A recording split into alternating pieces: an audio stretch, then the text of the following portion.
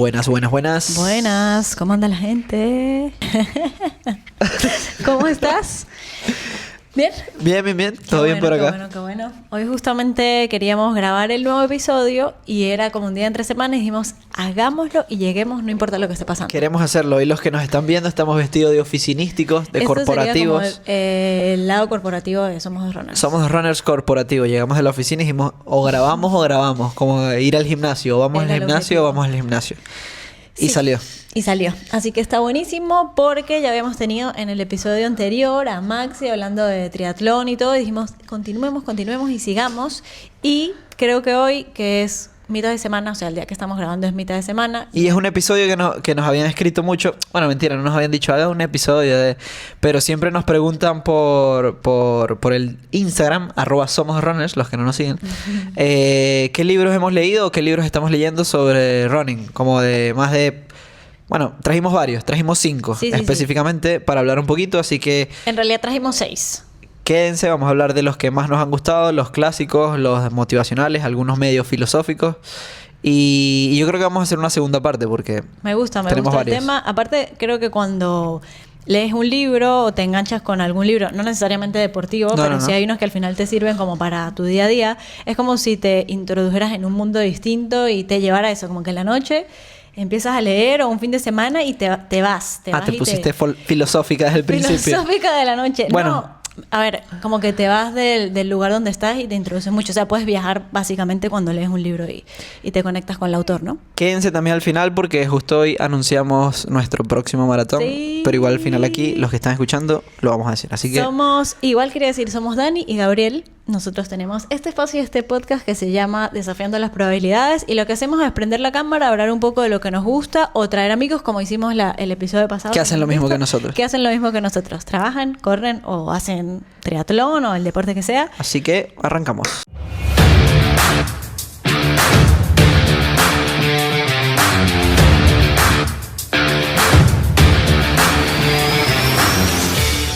¿Con qué te gustaría empezar? Vamos a arrancar con el diario. El diario y el Daily Stoic, nos encanta primero postearlo en Instagram, porque realmente lo primero que hacemos para que se den una idea nosotros cuando nos levantamos, tipo la rutina que tenemos para dar contexto, es que nos levantamos, hacemos Gabriela hace café, yo hago agua tibia, le pongo un poquito de limón y después nos sentamos los dos a leer el Daily Stoic. A leer el Daily Stoic, que básicamente es un libro, no es un libro, no es una historia ni nada por el estilo. Hay gente que conoce, hay gente que no conoce. Los estoicos son personas de la antigua Roma que tenían una filosofía o un tipo de pensamiento en el que, a mí me gusta llamarlo, en el que le gusta sobrellevar las cosas de una manera positiva y no reactiva ni de mal humor, sino más de una manera bien mesurada. Y son también muy de la idea de que tú puedes elegir cómo enfrentar una situación en la que estés. No sé, esta mañana, por ejemplo, habíamos salido y si ayer había sido como un día complicado en el trabajo, hoy habíamos decidido como que yo tengo el poder de decidir cómo quiero que sea mi día y cómo lo quiero afrontar. El día va a ser el mismo y va a ser igual, pero tú decides de qué manera lo quieres ver y cómo quieres tener. Exactamente. Y de eso va mucho también el libro. Entonces, el libro es de un autor americano, se llama Ryan Holiday, que es especialista del estudio a los estoicos. Entre esos estoicos hay muchos famosos. Está Marco Aurelio, está se me va, Séneca. pero está Séneca, está Epictetos. Hay muchos que son muy famosos, que obviamente hay bastantes. Y lo que trata es que cada día él tiene como una historia o una frase en la que demuestra cómo un estoico debería actuar o debe actuar o cómo actuó. Y me gusta mucho el libro, que te interrumpo, que dice, son 366 meditaciones y entonces cada día tienes una meditación y cada mes como que representa un propósito que quieras lograr. Claro. No, y está bueno porque este es el segundo año que lo leemos y obviamente nosotros lo leemos hoy y cuando lo volvemos a leer en un año no nos acordamos exactamente lo que decía, pero está bueno porque lo lees en la mañana y como que tu cabeza queda como seteada para trabajar de esa manera. Hay algunos que no se entienden, hay algunos que no se entienden. Nosotros lo tenemos en inglés, obviamente hay unos que hay que traducir, o también hay historias de, por ejemplo, cómo era la relación de Séneca con diferentes estoicos de la época. Entonces está interesante porque aparte te enseña un poco cultura general. No, historia. buenísimo. Menciona a personajes como Churchill, el presidente de Inglaterra en la Segunda Guerra Mundial. Menciona gente como Víctor Frank, que no sé si te acuerdas de ese libro, que es El hombre en busca de sentido, que no lo trajimos esta vez, pero es de esos libros que no son de correr, que tiene como una filosofía de vida bastante interesante. Yo creo que podemos hablar eso luego en otro capítulo. Parte. Y tú sabes que el Daily Stoic tiene también como un diario para el que le gusta hacer journal, que básicamente es escribir cosas. Yo siempre quiero hacer, de repente lo retomo, de repente lo dejo, pero no sé si lo has visto. Es un diario donde sí, lo he visto. Tipo internalizas del mismo autor. Del mismo autor, internalizas lo que sea como la enseñanza del día y después escribes como que lo que tengas en la cabeza, tu propósito, etcétera. Es muy, la verdad es bastante interesante porque son historias así que de la nada te aparecen y como que te metes en la historia y ves cómo actuó ese personaje en ese momento. Y justo lo estoy hojeando para contar eso. Por ejemplo, cuando era enero, la primera parte es 1 por día, 1 hoja por día y todo. Y la parte 1 se trataba de la disciplina, la percepción de la disciplina. Entonces, a partir de ahí como que todo tiene que ver con disciplina o todo tiene que ver como que todo te lleva por esa misma línea y te da como sugerencias. De hecho, justo sale como lo primero que sale en el libro es la fecha, el mensaje del día, por ejemplo, clarifica tus intenciones, y después hay una cita de Séneca en este caso, y después como una explicación de él, que está buenísimo porque es como que no solamente te da como lo que dijo el estoico en este caso, sino que él te da su perspectiva de lo que pasó. Procesa, eso está buenísimo. No, está buenísimo. Y como que cada mes es un tema en específico. Por ejemplo, ahora en junio, déjame buscar, estamos... Creo que por aquí... Estamos aquí en junio. Sí, es verdad. Es que estamos buscando, los que nos están viendo, los que nos están escuchando, estamos con el libro en la mano y justamente buscando qué es el propósito que te sugiere o te recomienda para el mes de junio. Por lo menos en junio es resolución de problemas, que está muy bueno porque lo puedes aplicar para cualquier parte de tu día, trabajo, vida. Y siento vida, que al final te queda un poco en el inconsciente, ¿sabes? Lo lees en la mañana y capaz lo leíste y se te olvidó, pero cuando te es que sí, es medio filosofía de vida, como que lo vas leyendo diario y se te va como, no quiero decir metiendo esa filosofía en la cabeza, pero sí vas actuando de una manera diferente de cómo ver las cosas. Como tuviste un problema en el trabajo y tú no buscas, o por lo menos hemos cambiado esa manera de pensar, de no echarle la culpa a alguien, sino ver cómo eso lo puedes transformar para que sea positivo para tu trabajo o deporte, lo que sea. Y empiezas a ver también, esta palabra le encanta a mi papá, y son no casualidades, sino causalidades, tipo cosas que enfrentas en el día y que lo solucionaste de una manera, lo que estás diciendo, y de repente te das cuenta que lo estás haciendo de una forma estoica. No es que estás pensando, que estoy voy a hacerlo de manera estoica. Nada por el estilo, pero sí estás frente a un problema y bueno, buscas como tener una solución. Así que este es como uno de los libros. El de cabecera, que le dicen, el de cabecera. Sí. Es como el diario, por eso está hecho nada. Una vez nos lo llevamos de viaje y lo metimos en un bolso y un pote, un termo de agua. Una botella de agua se derramó. Se derramó y está todo mojado. Pero bueno, primer libro. Había que cambiarlo. Y recomendado. Súper recomendado. Nosotros lo tenemos en inglés, pero ya lo he visto que está en español, así que en las plataformas de costumbre se puede comprar en español. Sí, y se consigue está en Amazon, en cualquier lado. Y una pregunta, quiero que leas el de hoy a ver qué dice. Esto es como que... Es muy largo. Pero bueno, lee el título. A ver qué dice el de hoy, porque está en inglés, así que lo puedes decir en español, simplemente te ayuda. Hoy, por ejemplo... ¿Hoy qué fecha es? Dice, the wise don't have problems. Entonces dice, la sabiduría no tiene problemas. Esto pasa cuando decimos que nada pasa, cuando la persona sabia... A veces hay que sentarse a entenderlo. Esto pasa por cuando las personas que son sabias van en contra de sus expectativas. Okay. O sea, como que las personas sabias, cuando encuentran una situación en contra de sus expectativas, ¿qué pasa? ¿Qué hacen? ¿Qué hacen? Bien. Cuando no. Es que no está en el guión. No tiene guión. Bien, pasemos al siguiente libro. Tenemos como una montañita de cada uno porque yo tengo algo que me encanta. A mi mamá le encantan los libros y siempre fue como que, leer es lo que acabo de contar. Y yo lo descubrí como mi pasión por leer ya... No sé, después de los 25, diría. Los dos empezamos a leer. Yo diría que empecé a leer no disciplinadamente porque me gusta leer, pero empecé a leer en la pandemia. Sí, post pandemia, es verdad. O sea, nos dimos cuenta que había demasiadas cosas por aprender en el mundo y dijimos, ¿en qué estamos desaprovechando el tiempo? Vamos a correr y leer. Total. Y yo leo un poco lento. Yo no leo rápido, pero bueno, leo un poquito más rápido que tú. Entonces me encantan todos y los tengo ahí los libros y voy leyendo varios a la vez. Bueno, siguiente libro. El siguiente. ¿Sí? Este es un libro, de hecho, prestado. ¿Cómo es que dice tu mamá? Hay dos tipos de... Suena feo, ¿no? Pero hay dos tipos de idiotas. Los que prestan libros y los que lo devuelven. Este no lo hemos devuelto, pero la persona que nos lo prestó sabe que lo vamos a devolver. Y es el de Scott Jurek. Este es un clásico de running que se llama Correr, Comer, Vivir. Es un triatleta americano, estadounidense, que fue el mejor de su época. Él ya tiene hoy como 50 años. Y él en este libro comenta cómo él empezó su pasión por correr, qué hacía. Es como la típica vida de colegio en Estados Unidos, pero él no corría nada, él era sedentario, era como que no tenía cuerpo de atleta, por así decirlo. Y él empezó a ver que tenía talento. Cuando hacían pruebas de atletismo en el colegio, él empezó a ver que era bueno porque era largo y tenía esas piernas largas. De hecho, aquí se ven los que están viendo. ¿Y por qué comenzó a correr? Con su amigo. Él tenía un amigo, comenzó a correr con su amigo, se comenzó a anotar en carreras y se dio cuenta que era bueno. Él es como un ícono en el trail de Estados Unidos, es de la marca Brooks de toda la vida. Y algo muy interesante es que en el trayecto, como que viste que todos los corredores tienen trayectos a lo largo de su vida, ¿no? Entonces él al principio como que comía mal. Sí, él comía mal porque él cuenta que cada vez que terminaba de correr se metía a un McDonald's y se comía una hamburguesa y todo. Bueno, me da risa porque el mismo Kilian Jornet, que siempre lo hemos nombrado, también cuenta que él quería como que llegar de estar en la montaña y comer, no sé, Nutella y cosas así.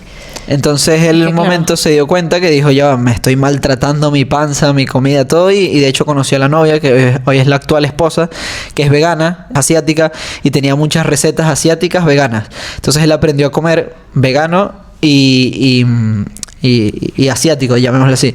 Claro. Entonces él cuenta, él es de una ciudad, ahora no recuerdo.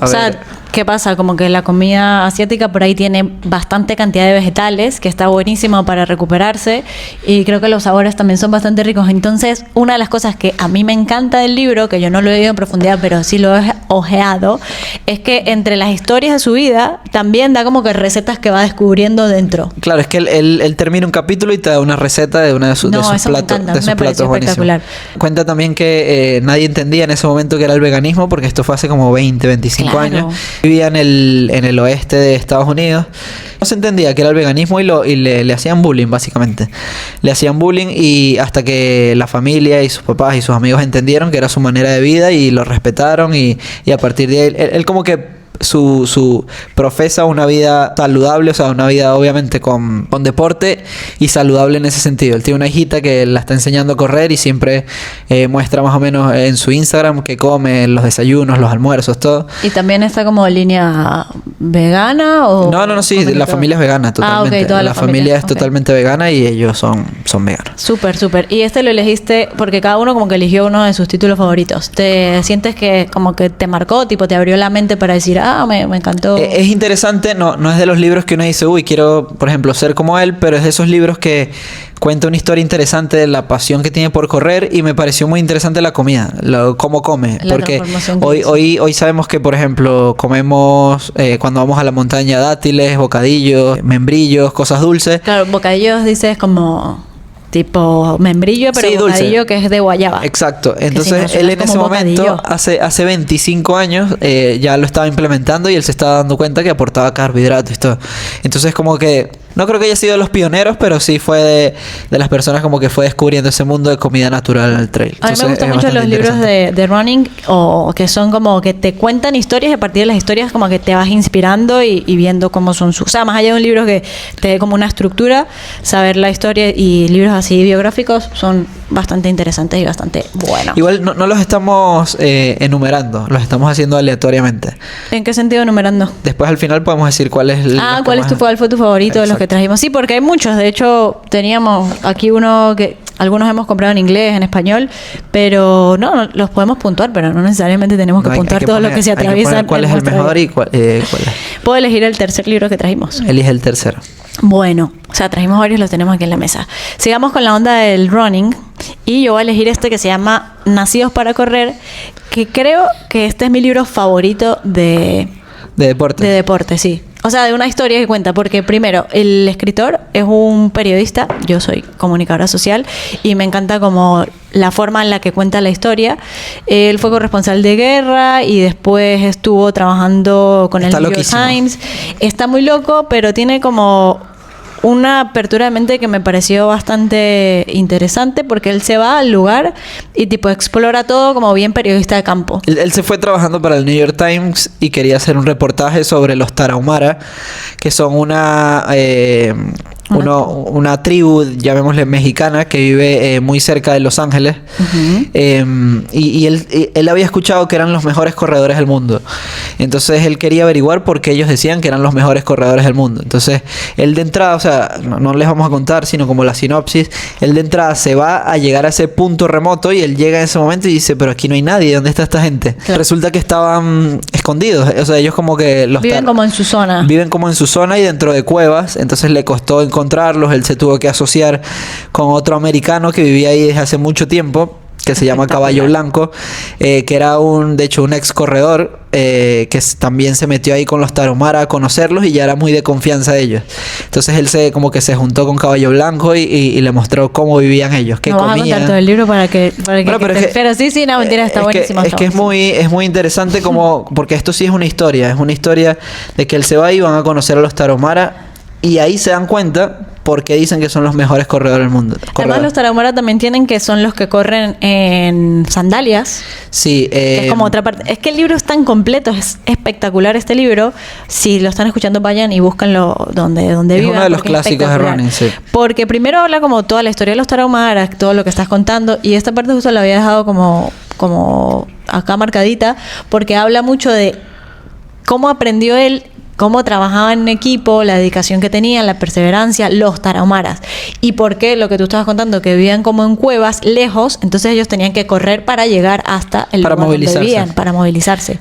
Él me acuerdo que se quedó con dos cosas que no podía entender, que era con la simpleza con la que vivían, que capaz es muy parecido a cómo viven hoy los keniatas y cómo entrenan, y que siempre comían una especie de mezcla de melcocha, por así decirlo, que les daba mucha energía. Ellos comían mucho maíz y esta cosa. Y era de chía, ¿no? Era de chía, exacto. Era de chía hidratada, que él no entendía por qué comían eso, y cuando supo que entendió que, bueno, la chía es un superalimento y ellos...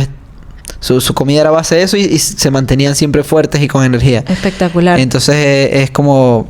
Bueno, y dentro del libro justamente cuenta toda la historia de los tarahumaras y después empieza a hablar de la historia de Caballo Blanco, hace todo no, hay una parte muy buena porque él está loco y en algún momento dice, yo quiero unir a los mejores corredores del mundo con los Tarahumara a ver quién es realmente el que corre más. Y en esta carrera que él armó fue Scott Jurek, que es el libro anterior. Claro. Y también llevó a dos estudiantes universitarios que para ese momento eran buenísimos, pero eran unos borrachos, entonces tienen cuentos buenísimos en la montaña, que se quedan sin agua. Está buenísimo. Hoy de hecho, hoy en día los Tarahumara dieron al mundo y a veces corren carreras de trail famosas, ellos corren con sus sandalias famosas, ya ellos han perdido un poquito como el miedo de salir y los convocan, los llevan. Hay muchos documentales. De hecho, una parte del libro que también me encanta porque hace también como énfasis mucho en la parte, ¿cómo decirlo?, espiritual, porque habla de cómo viven ellos y meditaciones corriendo, como que de aquí yo lo saqué muchísimo y lo apliqué cada vez que salía a correr, lo aplicaba, que era como que sentir tu cuerpo cuando estás corriendo a tal punto que sientas como te caen las gotas de sudor por la espalda cuando estás corriendo. O sea, en búsqueda de poder hacer como una meditación en movimiento y que te lleve como a esa esencia de lo que es correr. Y está buenísimo. Eso que lo dices, también me acuerdo que ellos no se veían corriendo sin sonreír. Y era algo que también decía Christopher. El corredor de hoy en día, de asfalto, de trail, de lo que sea, en nuestra gran mayoría, porque nos agrego ahí, siempre estamos con cara de sufrimiento, como que no disfrutando lo que estamos haciendo. Entonces él decía que él veía a esta gente y parecía que levitaban o volaban por ahí, siempre estaban sonriendo. Él se volvió más loco después de estar con ellos y empezó a correr en sandalias y se la pasa sonriendo, que me parece que está muy bien porque hay que disfrutar esto es lo que hacemos. Debe correr. Mira, yo justo había marcado muchas cosas del libro y una era pensamiento, o sea, yo abajo con el lapicito puse pensamientos de Scott.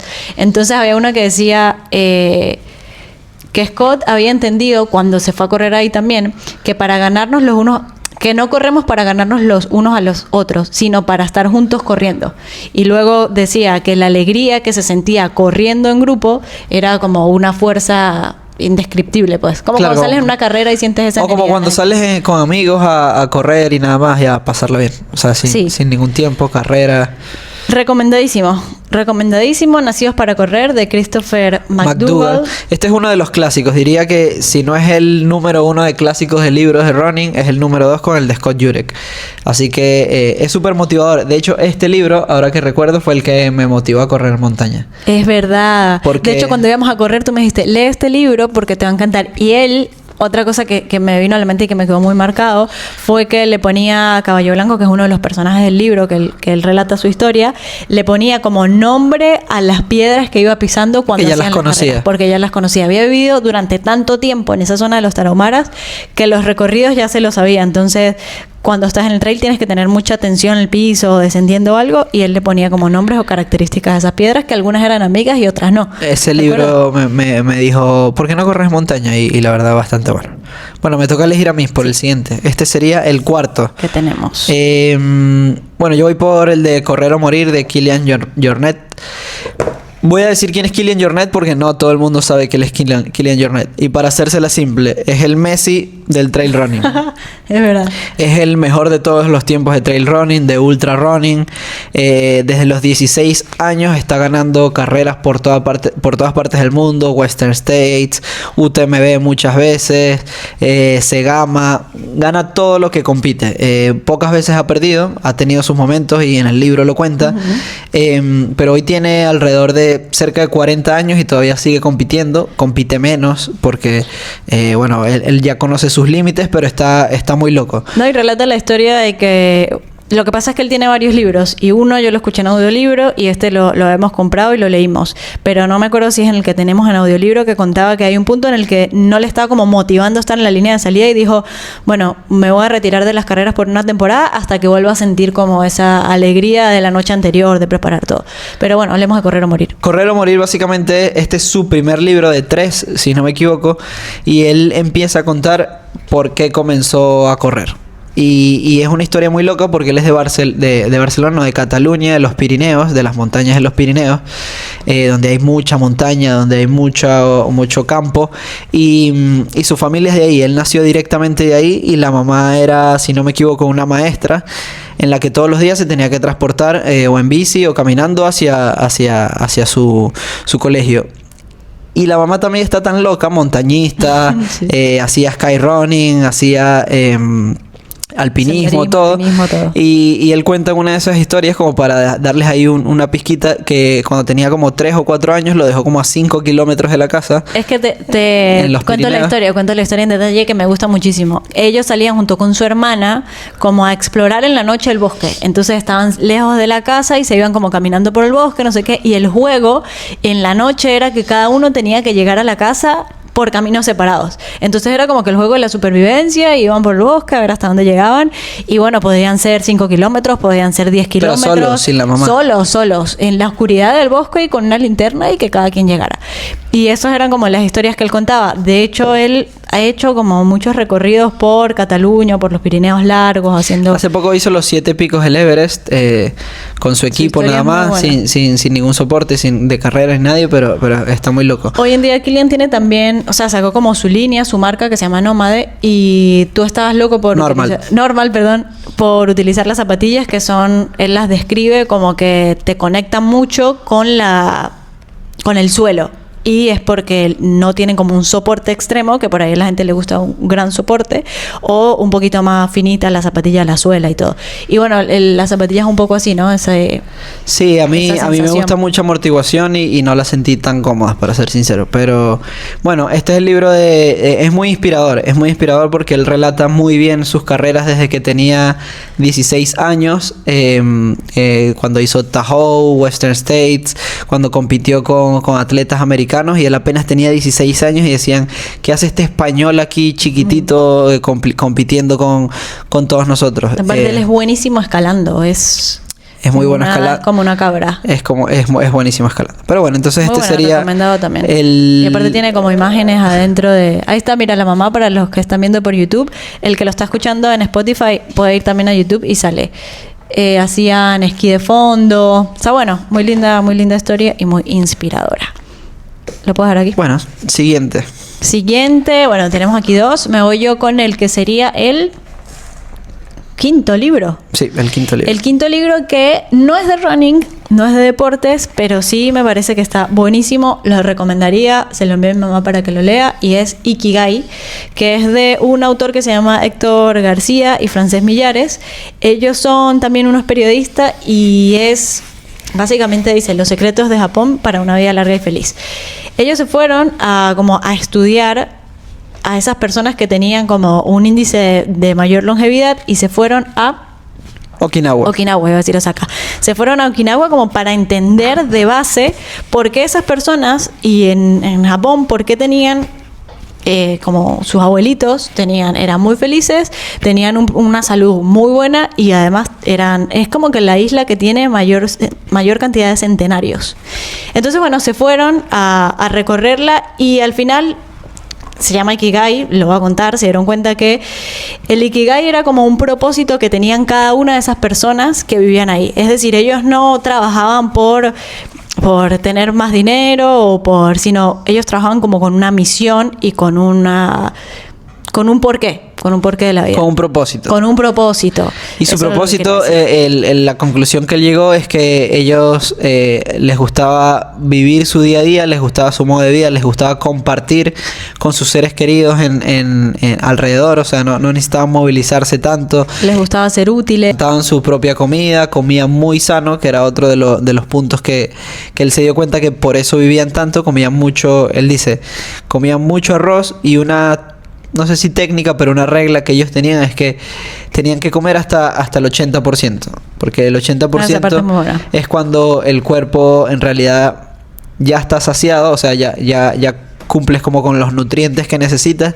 y no hace falta llegar al 100% para que tu cuerpo tenga que sobretrabajar para digerir toda esa comida. Entonces era como un punto importante que él veía que todos lo aplicaban. Sí, esa parte es muy buena y él da como, o sea, lo divide en segmentos, digamos, el libro, y te da también como ejercicios o algunas preguntas para hacerte si quieres, no sé, viste que hay muchas prácticas japonesas que están buenas para tener una vida en equilibrio. Por ejemplo, había una que decía que cuando te levantas en la mañana como que agradeces por el nuevo día, claro, y te das cuenta como que qué tienes alrededor, por qué estoy agradecido hoy, cuál es mi propósito hoy, recordarte por qué estás acá, y está muy bueno. Luego también estuve hablando con muchos de qué los hacía felices a diario y muchos coincidían en que como que la felicidad la tenían siempre y no era que era una cosa puntual lo que los hacía felices, como tú contabas. Y está bueno, me gustó mucho, lo recomendaría. Dice, me encanta porque tiene un poema que dice: vida sana y ordenada, comida moderada, no abusar de los remedios, buscar por todos los medios, no alterarse por nada, ejercicio y diversión, no tener nunca presión, por encierro mucho trato y continua ocupación. También ellos lo que tenían era la cabeza bastante ocupada durante el día y eso los ayudaba a mantener su propósito. No, y no sufrir enfermedades. La cultura japonesa en ese sentido como que tiene muchas, y no digo todos, ¿no? Porque capaz es más la antigua Japón. Hoy en día como que hay más problemas, ¿no? Que respetan mucho ese tipo de vida, respetan mucho al anciano, a la experiencia, a la sabiduría. Como que van todos tratando de seguir ese lineamiento y por eso es que capaz en esa isla, mantienen tantos centenarios, tanta gente con vida larga, etc. Y tú lo nombraste al principio, de Viktor Frankl, el libro. Hay una parte que lo trae, dice la búsqueda de sentido, y en ese libro, El hombre en búsqueda de sentido, habla de eso, y de hecho el libro es tan completo que me gusta porque te da como un poquito visual de cosas de psicoanálisis o de logoterapia, que habla Viktor Frankl de eso. Viktor Frankl ¿no? Viktor Frankl. Entonces te da, no sé, el proceso de cómo ellos tratan de buscarle sentido diariamente a las cosas, porque no es que automáticamente se despiertan y qué feliz soy, pero sí con esas pequeñas tips están buenos para irlo aplicando. A mí me gustó mucho. Bueno. Me llama como mucho la atención todos los libros que tienen que ver con culturas. No es deportivo, pero es como muy filosófico y como de aplicar al día a día. O sea, están buenos. Nosotros como que vamos mezclando deportivos, vamos mezclando así medio filosóficos y ahora estoy leyendo uno, por ejemplo, de enfermedades, de la medicina. Está buenísimo, que lo vamos a traer cuando lo termine. Sí. De la longevidad también. Y bueno, viene el último que tú no lo leíste, al final Sabes que no fue como mi estilo. No pudiste avanzar. Y es lo que voy a decir, se llama Can't Hurt Me o no me puedes maltratar, no me puedes herir, de David Goggins, que básicamente es un ex militar americano. Yo siempre cuento mucho esta historia porque me gusta mucho su frase. Dice: Master your mind and defy the odds. De aquí es donde sale nuestra frase de defy the odds, que significa desafía las probabilidades. Y él como que te invita, o con su historia te invita a que desafíes un poquito las probabilidades, tus probabilidades. Esa parte a mí me encanta, la de desafiar las probabilidades. Lo que pasa es que en el libro él cuenta y es súper extremo en cómo hace las cosas. Porque así fue su vida. Claro, así fue su vida, pero digo, yo soy como más de romantizar las cosas y los procesos y entenderlas, lo que hablamos del Ikigai, de buscarle un sentido. Entonces, cuando lo empecé a escuchar, porque lo escuché por audiolibro, me chocó un poquito como que el concepto que él traía, que está espectacular. Hay gente que le encanta como ese sentido y bueno, a ti te atrapó muchísimo. Lo que pasa es que él tiene una forma como de transmitir que no es tan amigable, por así decir. Él es de las personas que te dice levanta tu culo y muévete Claro. Tú eres el único que puede sobrellevar los problemas, párate de ahí, hazlo. Estás, como extremo, estás acostado y mientras puedes estar corriendo. Entonces él es extremo, es su manera de ser porque es militar. Claro. Entonces no quiero entrar como demasiado en detalle porque su historia es muy extensa, pero es una persona que al principio de niño sufría de bullying, los papás se separaron, él sufría de maltrato, el papá le pegaba, etcétera, y él a través de ahí cuenta cómo fue sobrellevando todo eso y cómo lo llevó a una adolescencia y juventud medio mediocre, hasta que un momento dijo: esto no puede seguir así, se metió en el Navy o a Marino en Estados Unidos y no podía pasar la prueba del agua, entonces la tuvo que repetir muchas veces hasta que dijo: yo tengo que pasar esto, y se propuso como todos los días rodar en bicicleta y nadar no sé cuántos metros, correr hasta la estación donde él tenía que ir, y a partir de ahí creó como un hábito demasiado loco, porque después se volvió muy loco. Como extremo. Pero fue por lo que pasó, por lo que vivió. Se volvió recontra extremo y resulta que él hizo las 4, ahora se me están olvidando, pero él hizo las 4 milicias, por así decir, de Estados Unidos. De Estados Unidos. Hizo la marina, hizo la militar, hizo la... Bueno, después le buscamos, le ponemos la aviación seguramente. Y es uno de los pocos que ha hecho todos. Pero después de eso él se retiró y comenzó a hacer ultras de triatlón, ultras de montaña. Hizo Leadville, que es una carrera muy fuerte con muchísimo calor y muchísima distancia. Y él dice algo que es muy... que a mí como que me voló la cabeza, que dice: cuando estás sufriendo o cuando estás en algún momento sufriendo en alguna actividad física o en algún momento de tu vida, tu mente te dice que estás cansado, que no puedes más, que hasta ahí llegas, pero él dice que en realidad, y está demostrado científicamente, que hasta ahí estás. Tu cabeza está en tu 40%. Tu cuerpo está en un 40% y tu cabeza es la que te está frenando a seguir. Es que cuando tú me contaste todo el libro, a mí me encantó. De hecho, él tiene muchos videos shorts que salen en Instagram y todo eso. Es súper inspirador porque es muy crudo. Y el hecho de que sea tan crudo también te hace como poner los pies en la realidad. Te despierta un poco. Y él lo que hace es que te invita a que tú desafíes, como le dije, tus probabilidades. Él no quiere que hagas lo que él hizo. Él hizo el récord Guinness ¿cómo es? Se me fue la palabra. Sí. En barras.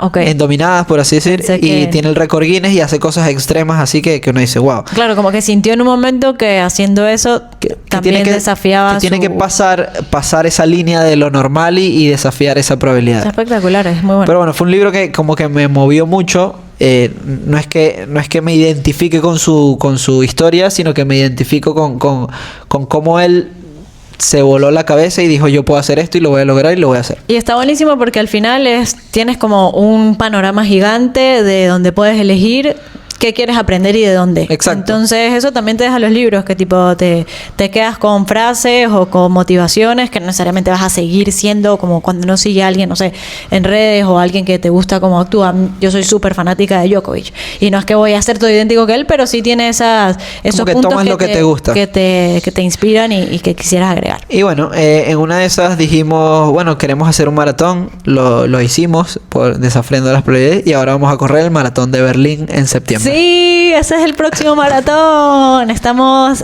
hoy también contando un poquito en Instagram. Y bueno, ya lo cumplimos. Teníamos 4 años tratando de sortearnos. Y ya este año por fin vamos a ir. Estamos muy emocionados porque Berlín también nos encanta.